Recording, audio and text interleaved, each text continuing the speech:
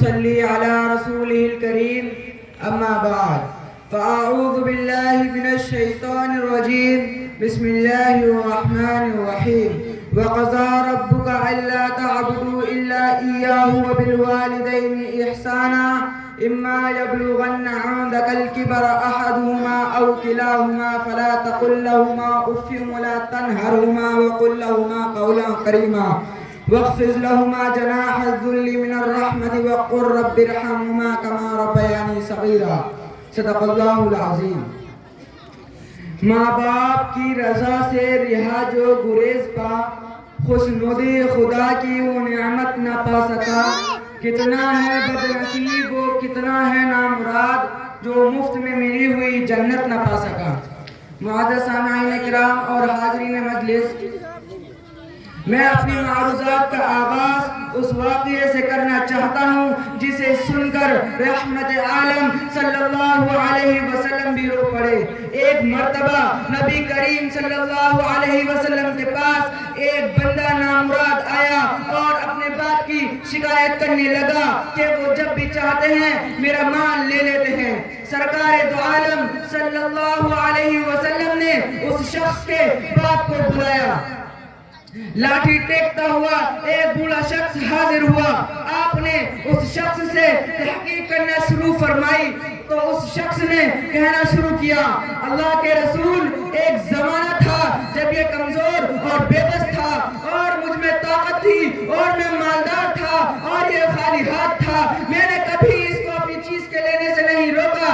آج میں کمزور ہوں اور یہ تندرست و قوی ہے. میں خالی ہاتھ ہوں اور یہ مالدار ہے.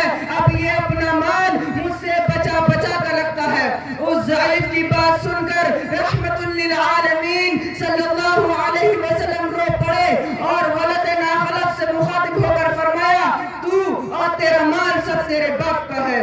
حضرات، یہ جملہ نصیحت ہے ان لوگوں کے لیے جو اپنا مال اپنے والدین سے چھپا چھپا کر رکھتے ہیں، جو والدین کے علاج پر خرچ نہیں کرتے، جو ماں اور باپ کو اپنے گھر میں ایک زائد ازکا رفتہ شئی سمجھتے ہیں. سامعین کرام، ماں اور باپ ان الفاظ میں شہد کی حلاوت اور دنیا بھر کا سکون بھرا ہوا ہے. ماں کے پیروں کے تلے جنت ہے تو باپ جنت کا دروازہ ہے. ماں کی انگلیاں جب ہمارے سروں پر ہوتی ہیں تو یوں محسوس ہوتا ہے جیسے سارے جہاں کی خوشی ہمارے سروں پر رقص کر رہی ہے.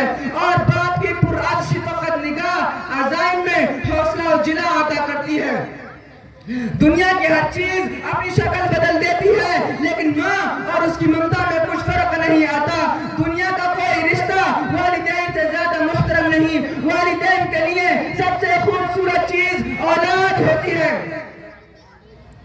والدین کے لیے سب سے خوبصورت چیز اولاد ہوتی ہے. اے لوگوں، والدین سے ہمدردی کی توقع رکھنے کے بجائے والدین کے ہمدرد بن جاؤ.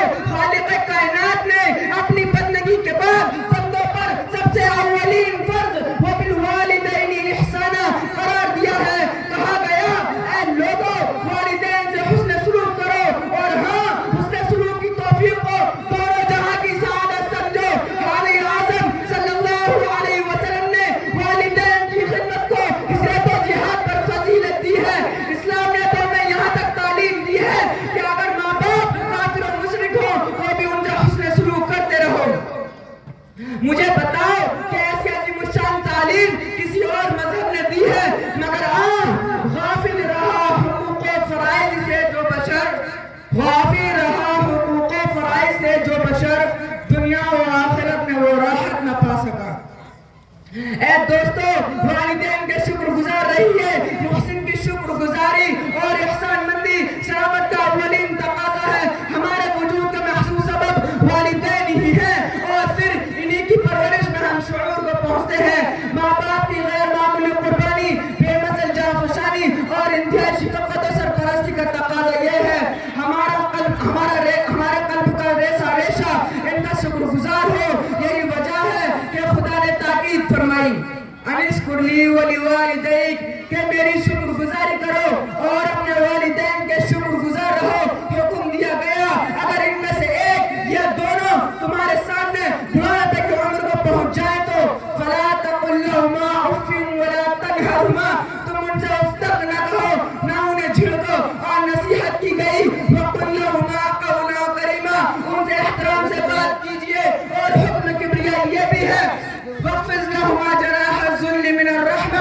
आजिज़ी और नरमी से उनके सामने पीछे रहो, न उनसे आगे आगे चलो, न उनसे पहले बैठो। यह भी तालीम कुरानी है कि वालिदैन के हक में दुआ करते रहो। रब्बिरहमुमा कमा रब्बयानी सगीरा, ऐ मेरे परवरदिगार इन दोनों पर रहम फरमा जिस तरह इन दोनों ने बचपन में मेरी परवरिश फरमाई थी। ऐ सादतमंद इंसानों, वालिदैन की खिदमत को अपना तुर्रा इम्तियाज बना लो। जिस तरह दरख्त पत्थर खाकर फल देता है, वालिदैन भी हर हाल में अपने बच्चों को दुआएं देते हैं। ये वो माली है जो अपने चमन को हर खिजा से बचा बचा कर अपने खून और पसीने से सींचते हैं और अपने फूलों को हर खिजा से बहार से आगाह करते हैं। यह बच्चों के लिए आसमानी तोहफा है। हजरत, हमारी आंखों के सामने इनका वजूद बाइस ज़हमत नहीं बल्कि बाइस रहमत है। इनकी जिंदगी हमारे लिए नामत गैर मुतरक्कबा है, तो क्यों न हम इनकी कद्र और अज़मत को दिलो जान से कबूल करें। ऐ ज़िया, माँ बाप के साए की नक़दरी न कर, ऐ ज़िया, माँ बाप के साए की नक़दरी न कर, धूप काटेगी बहुत जब ये शजर कट जाएगा। वाखिर दावाना अल्हम्दुलिल्लाहि रब्बिल आलमीन।